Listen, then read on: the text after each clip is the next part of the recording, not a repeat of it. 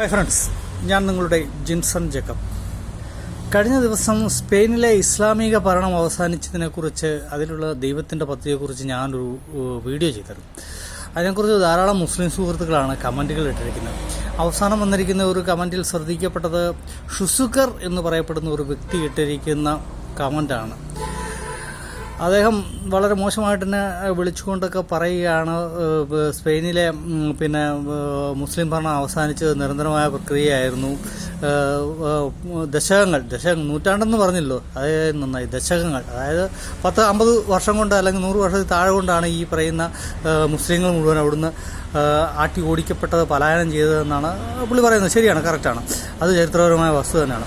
പക്ഷെ ഒരു കാര്യം നമ്മൾ മനസ്സിലാക്കേണ്ടത് എന്താണെന്ന് ചോദിച്ചു കഴിഞ്ഞാൽ, ഞാനതല്ല പറയാൻ ഉദ്ദേശിച്ചത് എന്താണെന്ന് ചോദിച്ചു കഴിഞ്ഞാൽ, മുസ്ലിങ്ങൾ എന്തുകൊണ്ടാണ് ഈ ലോകത്തിലെ ഇങ്ങനെ ചില പ്രദേശങ്ങളിൽ മാത്രം ഒതുക്കപ്പെട്ടു പോയത് എന്നാണ്.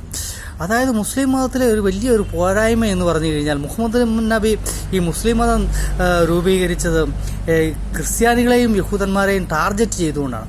അതായത് ക്രിസ്ത്യാനികളെയും യഹൂദന്മാരും വസിക്കുന്ന ദേശങ്ങൾ കീഴടക്കി അവരെ കൊന്നോ വെന്നോ എങ്ങനെയെങ്കിലും നശിപ്പിച്ച് അവിടെയെല്ലാം സ്വന്തമാക്കണമെന്നൊരൊറ്റ ടാർഗറ്റിൽ കൂടെ മാത്രമാണ് മുസ്ലിം രൂപീകൃതമായതും അത് വളർന്നു. പക്ഷെ അത് തന്നെയായിരുന്നു അവരുടെ ഏറ്റവും വലിയ പരാജയം. കാരണം നബിക്ക് ലോകത്തെക്കുറിച്ച് ഒന്നാമതേ അറിയില്ലായിരുന്നു. ലോകം വിശാലമാണ്, അവിടെ ക്രിസ്ത്യാനികൾ മാത്രമല്ല താമസിക്കുന്നത്, മറ്റു വിഭാഗങ്ങളുമുണ്ട്. അവരെയൊക്കെ കീഴടക്കിയാൽ തന്നെ, അല്ലെങ്കിൽ അവരെ പരിവർത്തനം ചെയ്താൽ തന്നെ മുസ്ലിമിന് ലോകത്തിലെ വൻ ശക്തിയായി മാറാമായിരുന്നു. പക്ഷേ ഒരിക്കലും നബി അത് പറഞ്ഞിട്ടില്ല. നബി പറഞ്ഞേക്കുന്നത് ക്രിസ്ത്യാനികളെയും യൂതന്മാരെയാണ് നിങ്ങൾ കീഴടക്കേണ്ടത്, ഭരിക്കേണ്ടത് എന്നൊക്കെയാണ് പറഞ്ഞു കൊടുത്തത്.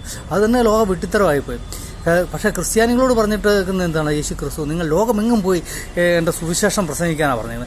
ഒരു നഗരത്തിൽ നിന്ന് നിങ്ങളെ ആട്ടി ഓടിച്ചപ്പെട്ടല്ലോ എന്ന് ഓർത്ത് നിങ്ങൾ ഒരിക്കലും ദുഃഖിക്കരുത്. നിങ്ങൾ ആ നഗരത്തിൽ നിന്ന് പിരിഞ്ഞു പോകുമ്പം നിങ്ങളുടെ ചെരുപ്പിലെ പൊടി അവിടെ തട്ടിക്കളഞ്ഞേച്ച് പോവുക.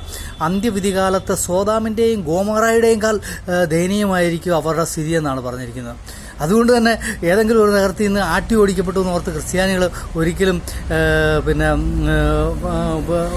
ബുദ്ധിമുട്ടിയിട്ടില്ല. അല്ലെങ്കിൽ തുർക്കിയിൽ നിന്ന് ക്രിസ്ത്യാനികൾ പോകപ്പെട്ടല്ലോ എന്ന് ഓർത്തൊന്നും അവർ ദുഃഖിച്ചിട്ടില്ല. അവർ ലോകത്തിൻ്റെ വിവിധ ഭാഗങ്ങളിലേക്ക് വീണ്ടും പോവുകയാണ്. അങ്ങനെയാണ് അമേരിക്ക, ആസ്ട്രേലിയ പോലുള്ള വൻ ഭൂഖണ്ഡങ്ങളൊക്കെ ക്രിസ്ത്യാനികളുടെ സ്വന്തമായി മാറിയത്.